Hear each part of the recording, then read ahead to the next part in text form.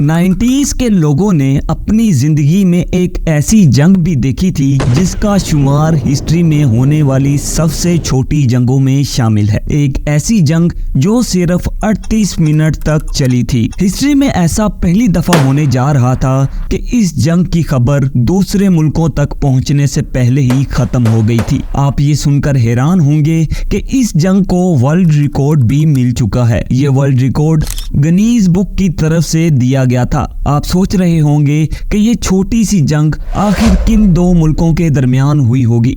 तो दोस्तों वेलकम करते हैं आपका फैक्ट्स फैथम में। ये जंग एक ऐसे छोटे से आइलैंड पर हुई थी जो इंडियन ओशन में ज़ैंज़िबार के नाम से जाना जाता था, जो ईस्ट अफ्रीका से करीब 40 किलोमीटर दूरी पर वाक़िया था। ज़ैंज़िबार सल्तनत उमानिया के कंट्रोल में हुआ करता था। यहाँ पर सब कुछ ठीक ठाक चल रहा था।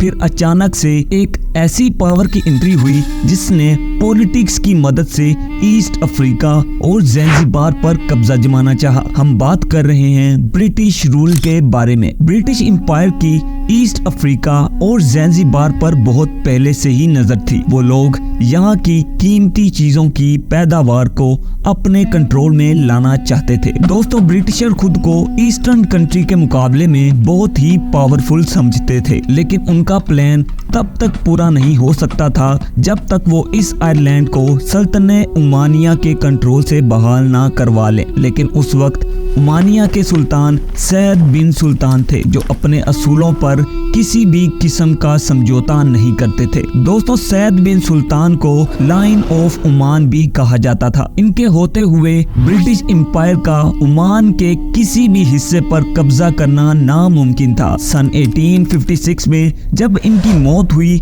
इनके तख्त को संभालने के लिए इनके बेटों में आपस में बहुत से इख्तलाफात पैदा हो गए। यही वो वक्त था कि ओमान दो हिस्सों में बंट गया। इनके बड़े बेटे ट्वेन बिन साद ने ओमान के तख्त को संभाल लिया और इनके छोटे बेटे माजिद बिन सैद ने ज़ैंज़िबार को ओमान से अलग करके एक अलहदा मुल्क बना लिया। लेकिन बहुत से मुल्कों ने ज़ैंज़िबार को तस्लीम करने से इनकार कर दिया। लेकिन ब्रिटिश एम्पायर ने ज़ैंज़िबार को बड़ी चालाकी के साथ एक नया मुल्क तस्लीम कर लिया। ऐसे ही वक्त गुजरता गया और जंग के करीब जो सुल्तान था जिसका नाम खालिद था, ब्रिटिशर ने खालिद को सख्ती से एक पैगाम भिजवाया जिसमें उन्होंने ये लिखा था कि 27 अगस्त सुबह 9 बजे तक महल को खाली कर दिया जाए। ज़ैंज़िबार के सुल्तान ने जब ये खत पढ़ा तो उसने अपनी फौज को इकट्ठा किया और खुद को महल में बंद कर दिया। और फिर ब्रिटिशर ने ज़ैंज़िबार को चारों तरफ से घेर लिया। और फिर ऐसे ही वक्त के खत्म होने से कबल 1 घंटा पहले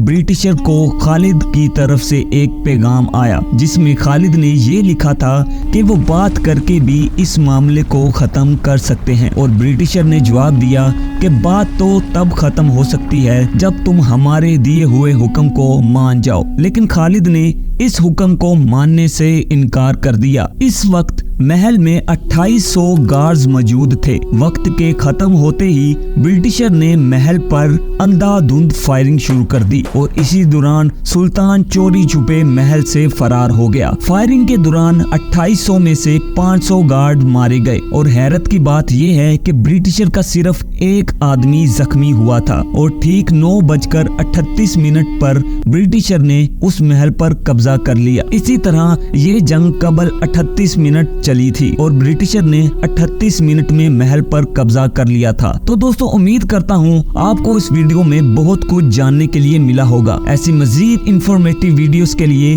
हमारे चैनल को सब्सक्राइब कर लीजिए। मिलते हैं नेक्स्ट वीडियो में, तब तक के लिए अल्लाह हाफिज।